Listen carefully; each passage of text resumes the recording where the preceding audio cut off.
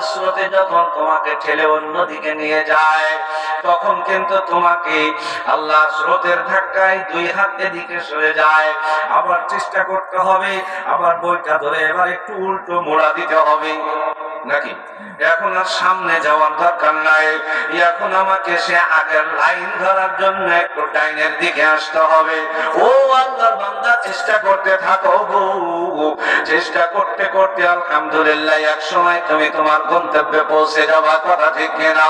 আর যদি তুমি হাল ছেড়ে দাও, তুমি যেখানে যেতে চাইছিলে তার থেকে 2 কিলোমিটার দূরে তোমাকে নামায় দিবে।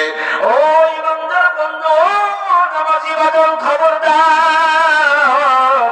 নামাজে যখন তুমি দাঁড়াও গো, আল্লাহ নামাজকে আল্লাহর পয়গম্বর মেরাজুল মুমিনিন আখ্যা দিয়েছেন, নামাজকে আল্লাহর পয়গম্বর মেরাজুল মুমিনিন আখ্যা দিয়েছেন।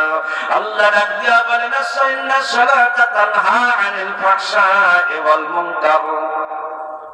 ফাহশা এমন কাজ যে কাজে গুনাহ হবে, শরীয়তের পক্ষ থেকে সরাসরি নস পাওয়া যায়, শরীয়তের দলিল আছে যে কাজ তুই করলে গুনাহগার হবি, সেটাকে বলা হয় ফাহশা।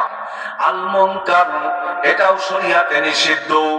আল্লাহ, তবে মুনকার শব্দটার অর্থ আম হতে পারে।